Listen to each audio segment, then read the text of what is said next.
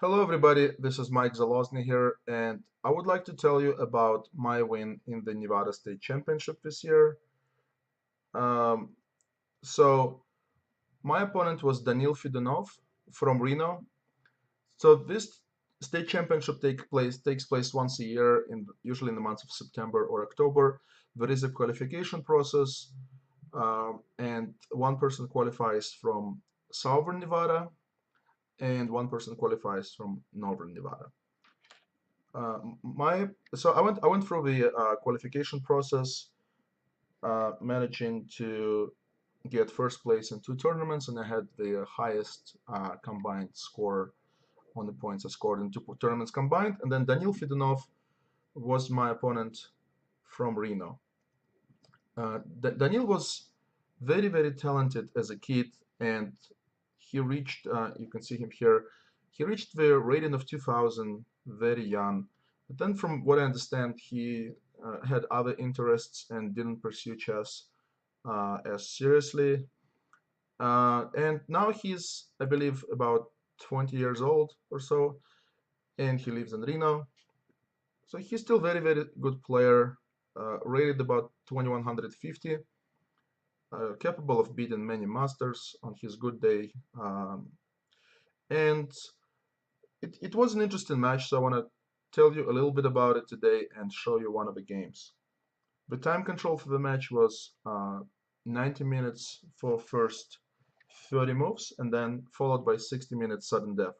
In the first game, Daniil had white, and I got a good position out of the opening, but then I sacrificed a rook, and the sacrifice did not work out and end up losing the first game. And in game two, I had to win just to have a chance to even continue the match. And that's the game I'm actually going to show you today. Managed to win game two, and then we had the tiebreak. So we would again play two games with the time control of game in 15 minutes with a 5-second increment. Again, Daniil won the first game. I managed to win the second game, getting very lucky. I believe I had a really nice attack, and then it didn't work out and just ended up being down a knight, and I had like 25 seconds against a couple of minutes for him. Then he blundered a knight back, and I managed to checkmate him. So then we went to game number 5, which was the Armageddon game. We threw a coin, and he won the coin toss, so he picked black. He got 4 minutes with black, and he had to draw or win to win the state championship. And I had to win with white. So I also uploaded the video of Armageddon game to my channel, so you can view that game as well there. So it was very nice to win this championship. Uh, I really appreciate the support of all my friends. You can see here my wife Vanessa and Juan and Sabrina were very supportive, as well as Al Losov and um, his wife, and then Jonathan Zavala. You can see here as well. Okay, so let me go to the game itself. And in this game, I played c4 on move 1, e6, knight f3, d5. So Daniil is going for the Queen's Gambit decline type of setup. And I chose to play the Reti opening in this game. I originally started playing this system a few years ago based on the games of Alejandro Ramirez. Played b3, knight f6, g3, c5, bishop g2, knight c6, and e3. Here you can see in my annotation, Alejandro Ramirez played Gregory Kaidanov twice, at least twice, and he beat them both times in this system. So it's a very dangerous system for white. Black plays bishop e7. We both castled. Bishop b2. And here Daniil plays bishop d7. Typically, black plays b6 and bishop b7 here in the system. Queen e2, rook c8, rook d1. So up to this point, there's been quite a few games where it's been played. Position is about equal. But what I like about this opening It's complicated, it's full of ideas, there is a lot of positional play. Considering I was down in the match and I needed to win, I wanted to just try to play normal chess and not to try to force the matters too much. Didn't want to go too crazy. My opponent goes knight b4 here. The idea is to play knight to c2 and just win the exchange. But unfortunately, I don't think that's a very good move for black. After a3, the knight has to leave. It doesn't really make sense to go to c2 because after rook a2, the knight is kind of trapped. I'm threatening bishop takes f6. So the knight basically has to return to either a6 or c6. And psychologically, I think it was a bit difficult to admit the mistake and go back to c6. So my opponent plays his knight on a6, which is a little bit the unfortunate placement of the knight, in my opinion. I continued just developing with knight to c3, queen b6. For a second, looks like black wants to win the b3 pawn, but b3 pawn can be easily protected by a simple move such as rook b1. Now black cannot really take on b3 because of tactical idea knight takes d5. And if, for example, black takes the knight, then white is going to end up winning a lot of material. For example, in this variation, we can see here that white gets a queen and pawn for a rook and bishop. So that's a pretty big advantage here. So unfortunately for black, they cannot take the b3 pawn. And my play here is based around pressuring on the center, pressuring the d5 pawn. So black goes bishop c6 in order to support that pawn. Knight e5 is a strong move. Here, basically, the knight is established on a very good square, and white wants to put more pressure on the d5 pawn, as well as possibly trade the knight for bishop, which is what I did after he played rook d8. So now I have the advantage of two bishops. Knight a4, starting some aggressive play on the queen side. Black has to be very careful. If they, for example, play queen to b8, then white will take on d5, and now the knight is hanging on a6, and white wins at least the pawn here. Same thing if black goes queen to a5. Now white can just go bishop c3, forcing the queen back to c7, and now taking on d5 wins at least the pawn. Queen b7 is the only move. And now we play bishop c3 with a couple of ideas. One idea is to just defend the pawn on b3, even though it couldn't be taken yet. We still want to have all our pieces protected. And the other idea is to just get our bishop more active, possibly transferring the bishop to a5. Knight to e8, so that move tells me that my opponent wants to play bishop f6 and trade the bishops. And here I considered going bishop a5 right away, but instead I made a very interesting move, bishop to f1. So now I have a direct threat of taking the pawn on d5, and that basically provokes my opponent to go d4. And now after d4, my light squared bishop is going to return back to the g2, return back to that big diagonal, because the diagonal just got longer because the d pawn moved. So now the bishop can be more powerful when it returns back. I traded on d4 because that opens up the position, and as somebody who has two bishops here, that's what I want to do, to open up position as much as possible.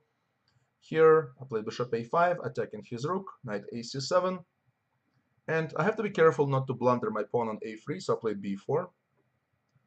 Rook d7, my opponent tries to unpin himself, bishop g2, so now bishop returned on the diagonal, and now the c6 pawn has been pinned, so white is threatening to play b5, which would be devastating for black. So black must to unpin himself, queen a6. That move also stops b5, because now if b pawn moves, the bishop on a5 will be unprotected. Queen e4, attacking the c6 pawn, and also inviting black to trade the c pawns. Black can take on c4, to which white will take on c6. And this might lead to the queen trade, but what I like about this trade is it allows me to activate my bishop to the maximum, which is what I want. So my opponent again does not take on c4, plays knight to a8, which actually now threatens my pawn on c4. I could play c5 here, and which would be a good move. For example, c5, and if knight f6, for example, something like this. The reason I did not want to move my c-pawn, I did not want to give up this d5 square for his knight yet. But on the other hand, my knight can get activated through c4 later on after something like d3 or bishop f1, knight c4. So this is a trade-off. But I just played d3 first, protecting my pawn.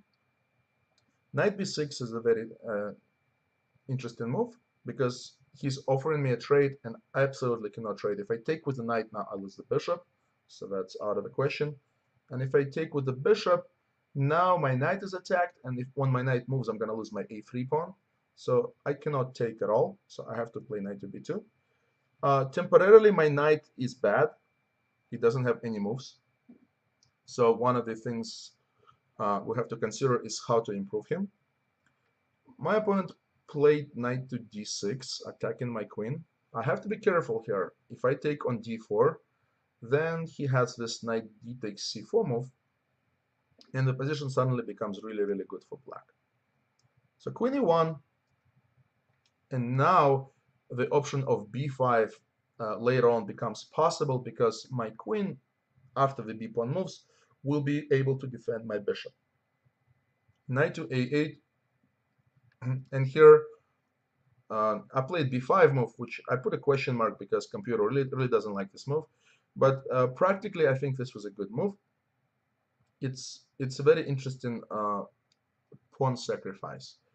So basically, black has to accept it, and now I play c5. So my opponent cannot take on c5 because that would allow me to capture the knight on a8, and now I'll be able to piece for 2 pawns. So he plays knight to f5.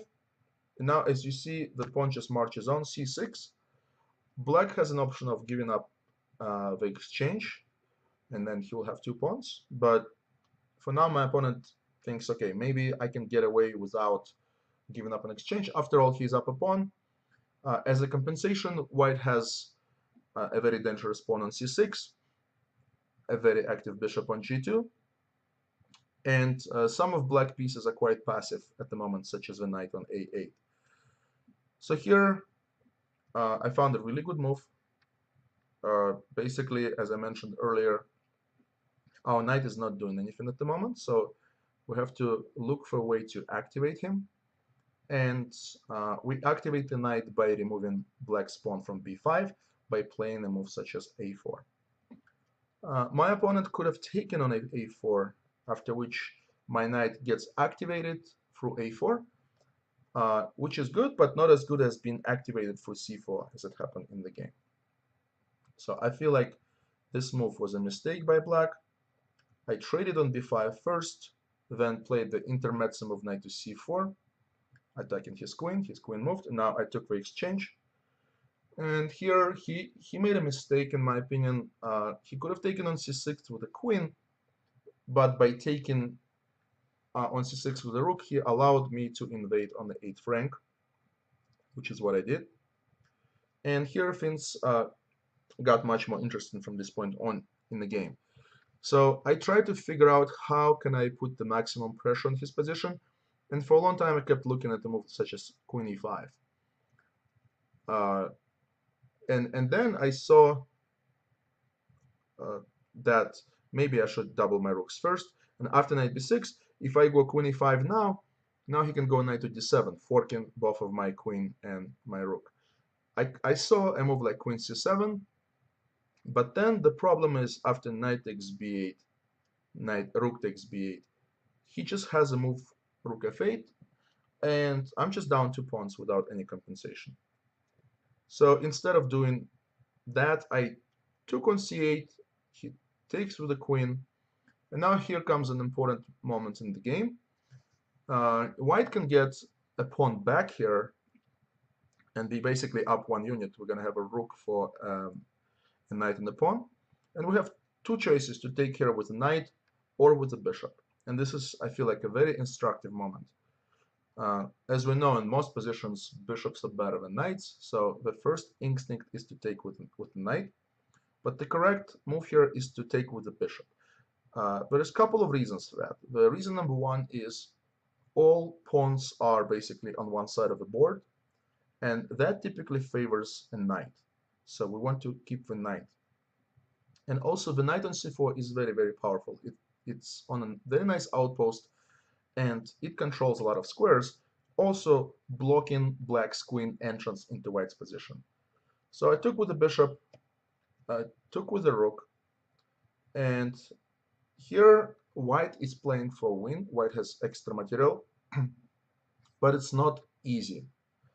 And if black manages to put strong resistance, um, white would have to do a lot of work to win this endgame. So my opponent played queen c7, and here I noticed the tactics that allows me to transpose into the endgame that is, in my opinion, easier to win uh, than the one with the rook. So I end up giving up my rook for his knight and 2 pawns by playing this move rook takes e6. He has to take pretty much, and then queen takes e6, and then we pick up the knight on f5. So now we transitioned into the endgame where white is up a pawn, but also very important, white has a combination of queen and queen and knight is generally much, much stronger than queen and bishop, because queen and knight complement each other really, really well, while the bishop is basically just uh, does part of what the queen does, so it kind of like doesn't complement the queen nearly as well in most positions. Again, chess is full of exceptions, as we know, so I'm just saying most of the time. And here specifically, black also has the issue of a back rank. He plays bishop f6, and here I play knight to e5. Unfortunately for him, he cannot take my knight if he takes with the bishop that is mate on f8. And if he takes with the queen, then queen c8, followed by mate as well. But it's not just a flashy move. It allows us to block the connection between his bishop and the pawn, and ultimately our big picture plan is to try to win the second pawn and then trade down into the endgame, either knight against bishop or the queen endgame.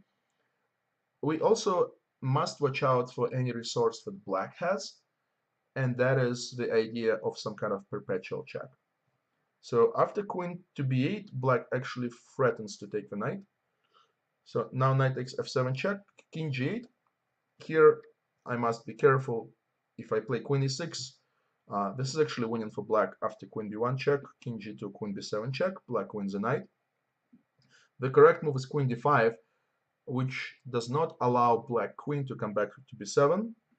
And now we are threatening some kind of discovered check with a knight, which will allow us to pick up a d pawn. After queen f8, knight e5 check, king h8, now queen takes d4. At this point, we don't mind going into the endgame, going into the queen endgame after bishop takes e5. Being up 2 pawns, this should be quite straightforward to convert. All we gotta watch out for is not allow black to do any kind of perpetual check. After queen e7, at first I was going to play f4 and just to transfer into this queen endgame, but then I got a little bit concerned that my king is quite open and I would have to watch out for different kind of checks. So I found even a better move, queen d7, again taking advantage of the weakness of black's back rank. They cannot take on queen takes e5, just queen c8, and on bishop takes e5, they just lose a queen. So transitioning to this endgame, I'm not very concerned because I will just simply bring my king towards the center and push my d pawn. Ultimately, this should be quite a straightforward win. Queen f8, queen e6, just relocating my queen to a better square and defending my knight. And now I'm ready to march with my d pawn. But my opponent actually blundered and made things easy on me. After queen b8, knight f7 check. king g8 only move, and now knight d8 discovered check decides the game, because if king to f8, queen f7 mate, and if king h8, queen e8, the back rank mate. So this was a game two. I just wanted to share this game with you guys, kind of give brief notes, uh, and just a couple of closing words. Winning this championship was special. I realize our state is not the strongest state, but still, you gotta play whoever is available. I enjoyed this match. It was an interesting match. It was a challenging match. My opponent played very well, and it was very competitive. And I feel like this this made both of us better players. And I look forward to competing in the state championships in the future. Hopefully, I can make it to the match again. Hopefully, maybe even play Danil again, because I feel like he's a very good opponent. And hopefully, you guys found this video useful. And subscribe to my channel to watch more videos, and or follow me on Twitter at modernphilidor.com, at modernphilidor on Twitter. Just this Twitter solely dedicated to chess, different reports, videos, and positions. Okay, until next time.